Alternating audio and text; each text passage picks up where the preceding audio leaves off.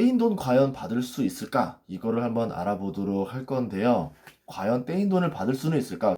얼마가 들어갈까? 이거를 한번 알아보도록 할 겁니다. 사람들이 살다 보면은 언젠가 한 번씩은 돈을 떼일 일이 평생에 몇 번씩은 있을 거예요. 그래가지고 이걸 미리 알아두면 앞으로 살아가는데 많은 도움이 될 것 같아서 미리 이렇게 자료를 드립니다. 실제로는 이번에 지인이 좀 돈을 떼었어요. 그래가지고 이제 돈을 돌려받는 걸 제가 도와주려고 하고 있고, 이거를 시리즈로 해서 돈을 받는 과정까지 한번 찍어 보려고 하는데요. 또 수많은 사례들이 있는데, 보통 이제 일반적으로 보면, 친구나 지인에게 돈을 빌려주고 못 받는 경우, 뭐 물품을 납부하고 나서 대금을 못 받는 경우, 원금을 보장한다고 투자해서 못 돌려받는 경우들, 이런 경우가 거의 많죠. 아니면 뭐 다단계에 빠져 있다던가, 이런 경우들인데요. 보통 소액으로 빌리는 경우들이 이제 많은데 그 이유가 뭐냐면은 이 사람들이 다 아는 거예요. 소액으로 빌렸을 때 부담 없으니까 신고 안 하겠지? 그리고 잊어먹겠지? 그렇게 되는 거고 또 소송 비용이 두려워서 신고를 안 하겠지라는 생각이 되는 거죠. 뭐 소송 비용까지 계산하면 그냥 돈 떼이는 게 낫다라 생각을 한다 생각하고 작은 돈을 여러 명한테 돈을 빌리는 겁니다. 돈을 돌려받는 방법이 어떤 게 있냐면은 이제 음지의 방법과 양지의 방법이 있는데 제가 여기서 음지의 방법을 말하면 어떻게 되겠어요? 뭐 노란 딱지 붙을 거 아니에요, 그렇죠? 음지의 방법은 무궁무진한데 말을 할 수는 없고 양지의 방법만 말을 하겠습니다. 그래서 양지의 방법들을 몇 가지를 설명할 테니까 여기서 선택하시는 게 좋다라고 말할 수 있어요. 우선은 이걸 형사로 가야 되냐, 민사소송으로 가야 되냐라는 게 있는데 떼인 돈은 원칙적으로 민사소송이에요. 민사로 분류가 됩니다.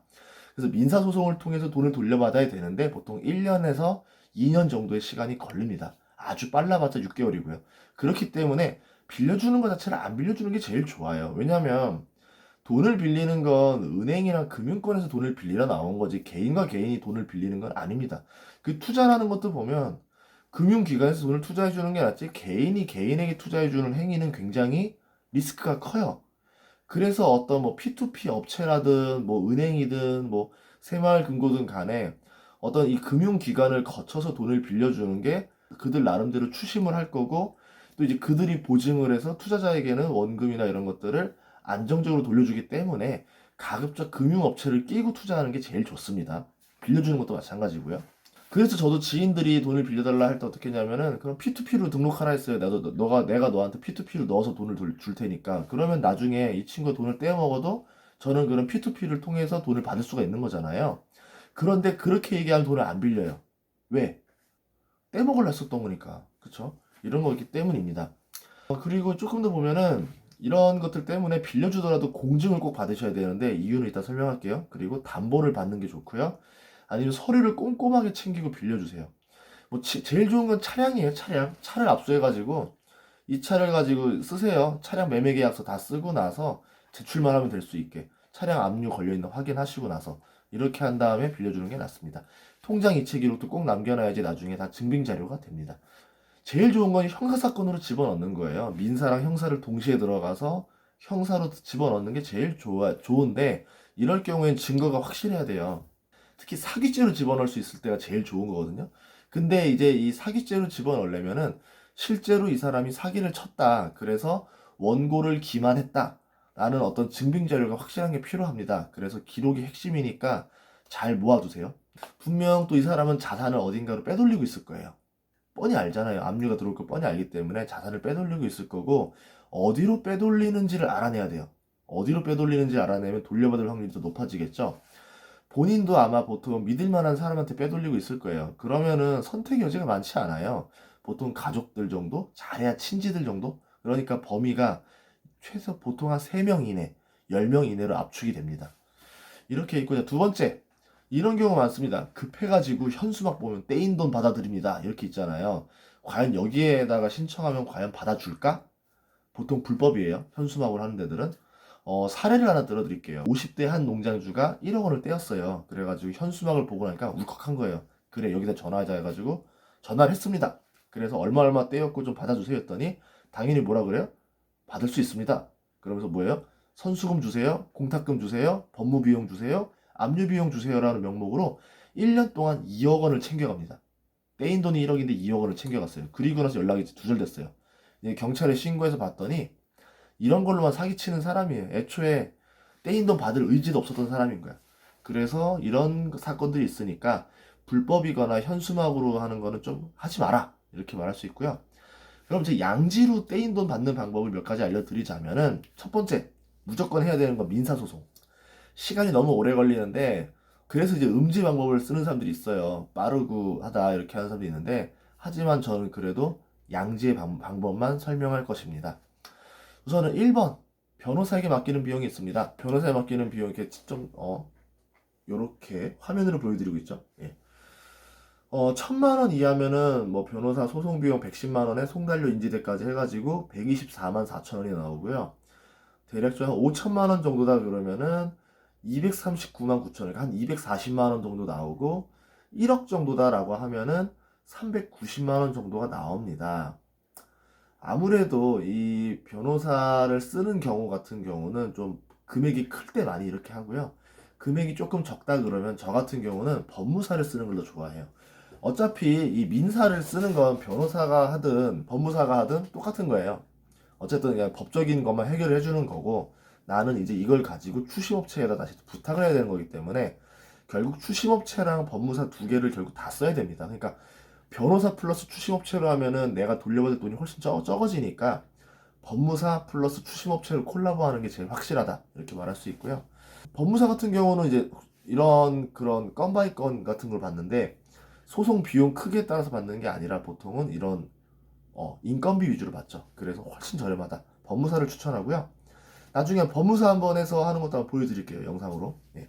셀프 소송 비용이라는 게 있는데, 이거 제일 좋아요. 그러니까 비용이 적을 때 그냥 3천만 원 이하의 소액 소송할 때는 네이버 같은 데 보면은 나홀로 소송 치면은 대법원에서 운영하고 있는 나홀로 소송 사이트가 있습니다. 여기에 이제 송달료랑 인지대 비용만 들어가니까 3천만 원 이하다 그러면 보통 한 30만 원 정도 선에서 해결이 됩니다. 이런 방법을 쓰는 것도 좋은 방법이다 이거고요. 저 같은 경우는 셀프라는 방법을 추천드리는 이유가 뭐냐면은, 처음이 어렵지 두 번째부터는 어렵지도 않아요. 제가 뭐 전세권 설정 등기도 셀프로 해보고 여러 개 해봤는데, 처음만 어려워. 처음만 어리버리타는 거지. 이게 어디로 가야 될지 몰라서 그러는 건데, 그냥 한번 해보세요. 쉬워요, 쉬워.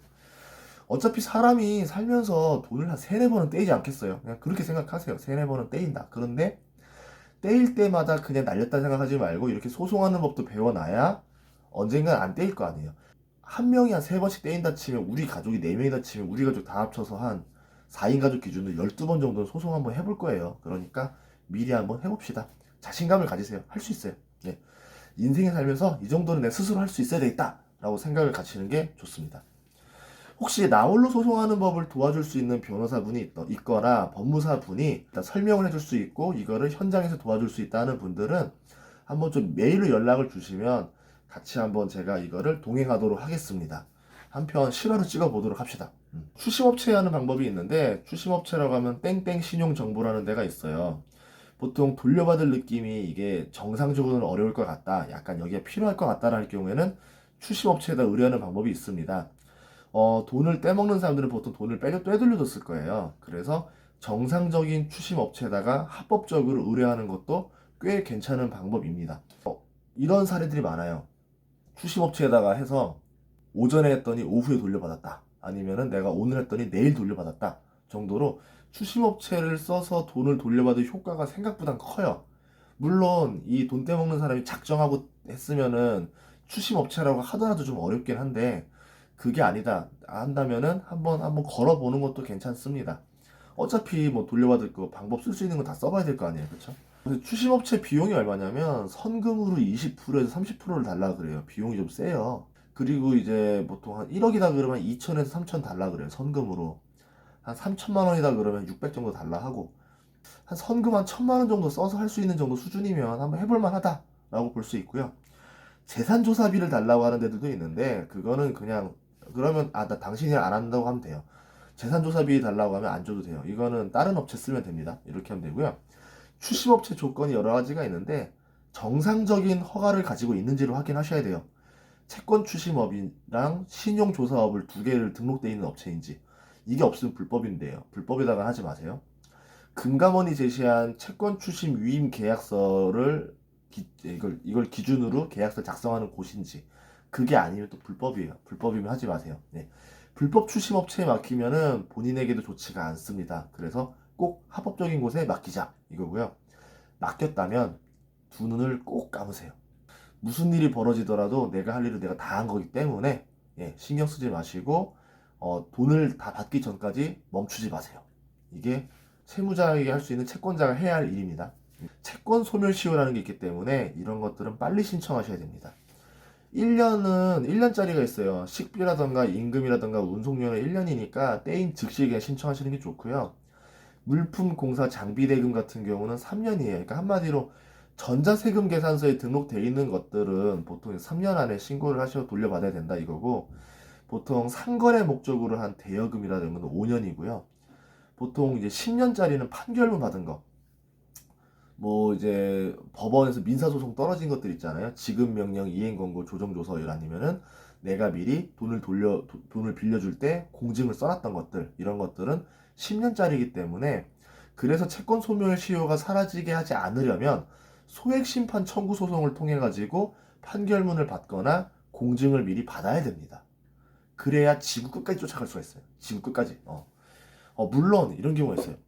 상대가 해외로 도주했다. 솔직히 말하면 더 좋아요. 해외로 도주하면은 오히려 채권자로서는 돈을 좀 돌려받기가 더 좋습니다. 말을 할 수는 없어요. 그런 이유가 있고요. 자, 이것도 어렵다. 솔직히 양지의 추심업체가 못 해결할 것 같다라 싶으면, 이 돈을 돌려받을 생각 없다면, 나는 어떻게 해서든 저 사람에게서 토해내기만 하고 싶다라는 마음이 있다면은 뭐가 있냐? 기부단체예요. 기부단체에다가 이 채권을 기부하는 겁니다. 그러면 그들이 알아서 그들만의 방법으로 받아냅니다. 단 그게 있어요. 좀 큰 단위의 채권만 받아요. 좀 어떤 데는 1억 이상 채권만 기부받는 데도 있고, 아니면 뭐 2천, 3천 단위도 받아주는 데들이 있는데, 어쨌든 저 사람이 돈을 꿀꺽하는 모습을 보기가 싫다라고 하면은 이 방법을 쓰는 게 제일 좋아요. 합법 추심업체가 못 돌려받아도 여기는 또 자기들만의 노하우로 또 돌려받더라고요. 그러니까 기부도 하고, 어쨌든 저 사람이 꿀꺽하는 모습도 보지 않고 정의 구현을 할 수 있다면 이런 방법을 쓰는 방법도 있습니다.